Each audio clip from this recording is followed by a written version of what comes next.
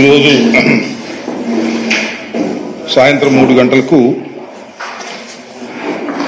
రాష్ట్ర ముఖ్యమంత్రి గారు నారా చంద్రబాబు నాయుడు గారు శ్వేతపత్రం పేరుతో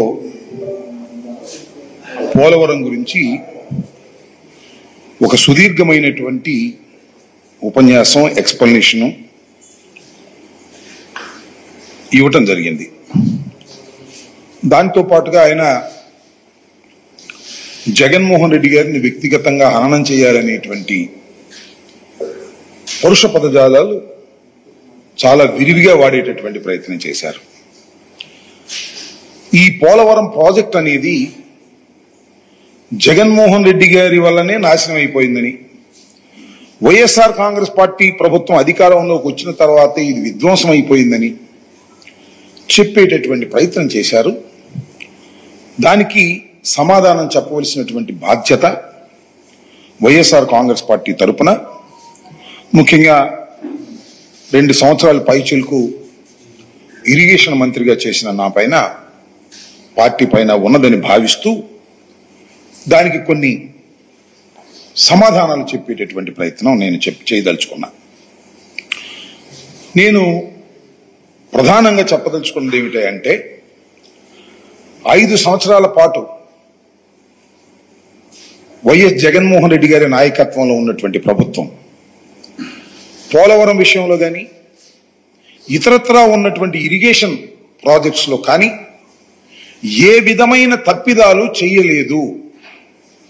మరి ముఖ్యంగా పోలవరం విషయంలో అతి జాగరూకతతో వ్యవహరించడం జరిగింది.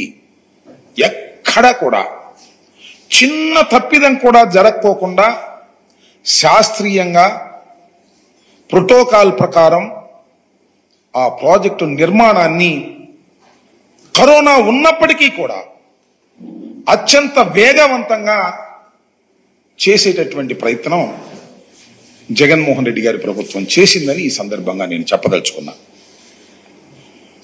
చంద్రబాబు నాయుడు గారు చాలా విషయాలు చెప్పేటటువంటి ప్రయత్నం చేశారు.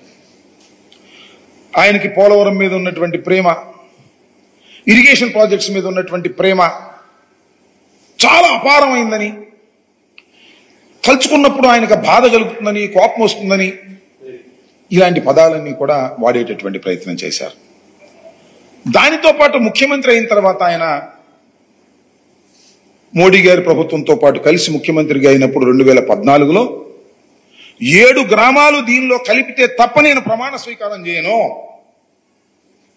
ఎందుకంటే Polavaram is such a project, Polavaram చాలా గొప్పది, పోలవరం జీవనాడి, అందువల్ల నేను కాన్స్టిట్యూషన్ డెడ్ లాక్ వచ్చినా సరే నేను ప్రమాణ స్వీకారం చేయనని చెప్పి పట్టుబట్టి 7 గ్రామాలని మన ఆంధ్రప్రదేశ్ కల్పించాను, సాధించాను, అలాంటి గొప్ప వ్యక్తిని అనేటువంటి మాట ఆయన చెప్పారు. నేను అడుగుతా ఉన్నా, నారా చంద్రబాబు నాయుడు గారు, మీరు 1995 నుంచి 2004 వరకు మీరు ఈ రాష్ట్రానికి ముఖ్యమంత్రిగా ఉన్నారు.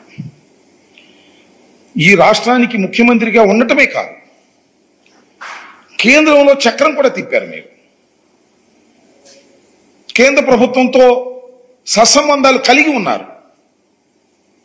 ఎందుకు మీరు జీవనాడి అయినటువంటి పోలవరాన్ని గురించి ఎందుకు మీరు ఆలోచన చేయలేదు? మళ్ళా తిరిగి రాజశేఖర రెడ్డి గారు వచ్చిన తర్వాత మాత్రమే రాజశేఖర రెడ్డి గారు ఆలోచన చేయాల్సిన పరిస్థితి ఎందుకు వచ్చింది? మీకు నిజంగా రాష్ట్రం మీద ప్రేమ ఉన్నా, నిజంగా నీటి మీద ప్రేమ ఉన్నా, వ్యవసాయం మీద ప్రేమ ఉన్నా, గోదావరి నది సముద్రంలో కలిసిపోతున్నా మీరు చూస్తూ ఎందుకున్నారు? ఎందుకు ఈ ఆలోచన రాలేదు? 2014లో మీరు ఓటమి పాలై డాక్టర్ రాజశేఖర రెడ్డి గారు ముఖ్యమంత్రి అయిన తరువాత మాత్రమే ఎందుకు పోలవరాన్ని రాజశేఖర రెడ్డి గారు తీసుకొచ్చేటటువంటి అవకాశం మీకు ఇచ్చారు? రాజశేఖర రెడ్డి గారి కన్నా ముందే మీరు ముఖ్యమంత్రి అయ్యారు కదా, మరి ఎందుకు మీరు ఆలోచన చేయలేదంటే దీన్ని బట్టి అర్థమవుతుంది ఏంటి, ప్రజలు కూడా అర్థమయ్యేది ఏంటి, మీకు అసలు పోలవరం మీద కానీ గోదావరి నది మీద కానీ అవగాహన లేదని నేను అనను. ఎందుకంటే మీరు వయసులో పెద్దవారు, 4వ ముఖ్యమంత్రిగా చేస్తున్నారు. శ్రద్ధ లేదు, ఆ ఆలోచన లేదు.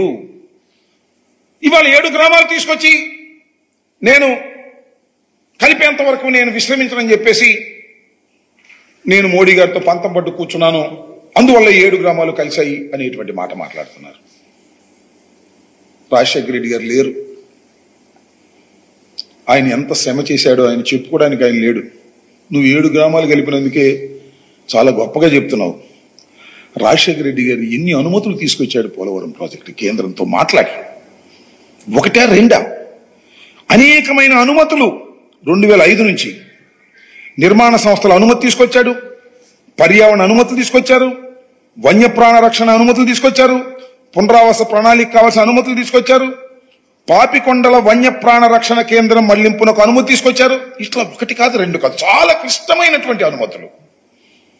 క్లిష్టమైనటువంటి అనుమతులన్నీ కూడా ముఖ్యమంత్రిగా ఉండి కేంద్రంతో మాట్లాడి అనేక సార్లు ఢిల్లీ వెళ్లి విజిట్ చేసి ఎంపీలతో కూడా కలిసి లైజాన్ చేసి అన్ని అనుమతులు తీసుకొచ్చినటువంటి మహానుభావుడు డాక్టర్ వైఎస్ రాజశేఖర రెడ్డి గారు.